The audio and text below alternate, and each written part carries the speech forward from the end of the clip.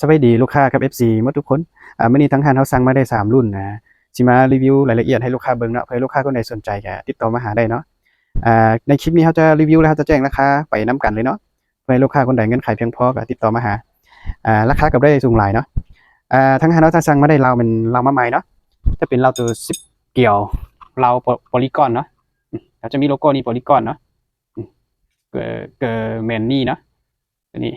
เรายาว50 ซนเด้อตัวนี้ยิงลูกเบอร์2 10เกี่ยวเนาะรับประกัน1 ปีให้ตัวนี้ลูกค้าอยากได้เนาะอยากได้ไข่อยากได้ซึ่งย่อยนี้เนาะก็ติดต่อมาหาได้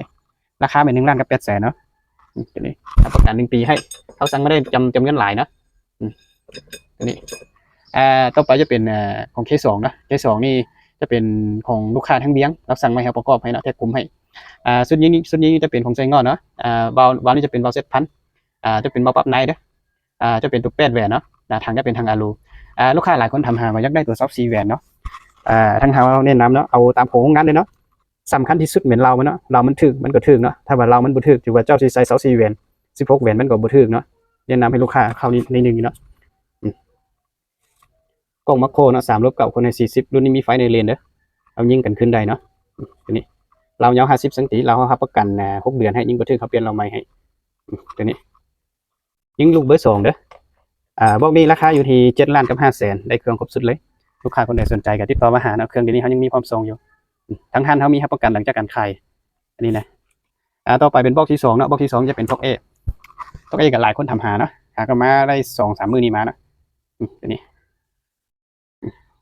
สุดยิงจะเป็นของไซงอนเนาะจะเป็นรุ่นมาใหม่เนาะดูที่ล็อกไก่เนาะล็อกไก่เวลาเขาเข้าป่านะหรือว่าเขาล็อกได้เขาอยากล็อกไว้ก็ดึงขึ้นแบบนี้มันล็อกเลยเอาบิดไก่เลยบ่ได้เลยตัวนี้แม็กนี่จะเป็นตัวแม็กล็อกได้เด้อเวลาล็อกแม็กวันนี้แม็กนี่จะใส่ได้10 ลูกเดี๋ยวขอโทษนะใส่ได้10 ลูกอันนี้นะแม็กตัวนี้นะก็จะเป็นกล้องเวทฮันเตอร์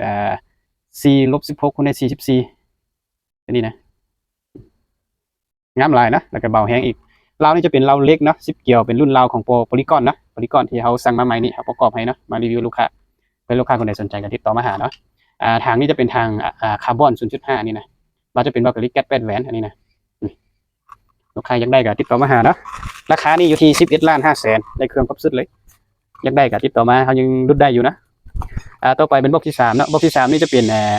ของตักติโก้นี่จะเป็นของตักติโก้สุดยิงจะเป็นของไซงอนเนาะกิ๊บมือกับงามเนาะเป็น2 เบื้องให้ลูกค้าเบื้องนะทั้งคันเขาจะขายแต่มือนึงนะเขาจะไม่ได้ขายมือ2กล้องนี่จะเป็นกล้อง BSA ของ USA เด้อกล้องตัวนี้มีลูกค้าทำหากับมีหลายคนก็เซตหามากล้อง BSA กับกล้อง in China เนาะตัวใดดีกว่าเนาะกล้อง USA นี่ดีกว่าเนาะราคาจะสูงกว่ามันดีกว่าแล้วก็เวลาเขาปรับเราจะสังเกตเบิ่งเนาะเวลาที่สมมติว่าลูกค้ามีตัวของ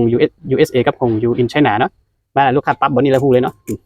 ถ้าเป็นของ USA นี่เขาปรับบนนี้มันจะอ่อนเนาะเขาดึงขึ้นก็จะง่ายแล้วปั๊มเนี่ยมันจะง่ายแต่ว่าจะเป็นของin China นี่เวลาเขาปั๊มมันก็จะแข็งเนาะมันจะแข็งมันจะโบนุ่มคือของ USA นี่แบบนี้เรานี่จะเป็นเราโพลีกอนนะ10เกี่ยวอันนี้นะยาว50 ซนยิงลูกเบอร์2เด้อตัวนี้มันจะเป็นบล็อกลิกแก๊สเนาะทางนี้เป็นทางคาร์บอนเรารับประกัน1 ปีให้ยิ่งบันทึกครับเปลี่ยนใหม่ให้เรานะ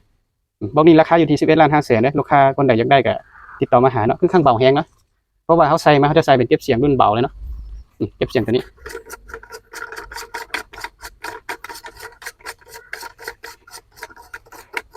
เก็บเสียงตัวนี้มันบางนะค่อนข้างบางแต่เบาแฮงเก็บเสียงสีดำนี่มันจะมี2 รุ่นเนาะรุ่นนึงจะมีน้ำหนักนิดนึงรุ่นนึงจะเป็นตัวเบาสุดตัวนี้จะเป็นตัวเบาสุดแล้วเราบริกรเนาะตามคลิปนี้แล้วเนาะลูกค้าคนใดสนใจที่อยากได้เครื่องตัวใดเนาะอยากได้เราก็ติดต่อมาหาอยากได้แม็กก็ติดต่อมาหาเนาะทั้งท่านนะก็บ่ได้สั่งไม่ได้หลายนะสั่งได้นิดนึงมารีวิวแบ่งปันให้ลูกค้าเอาไปใส่